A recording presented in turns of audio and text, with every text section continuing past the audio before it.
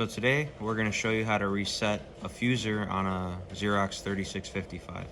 So first you go under guest, which is also the admin portal. For the username, it's just admin. Type that in, hit next. And then for the password, it's 4 ones. Then you hit done. And then once you're all logged in, you go under machine status on the keyboard. And then you go to tools. And under device settings, you'll scroll down this list once, and supplies is right there. Scroll down again, supply counter reset.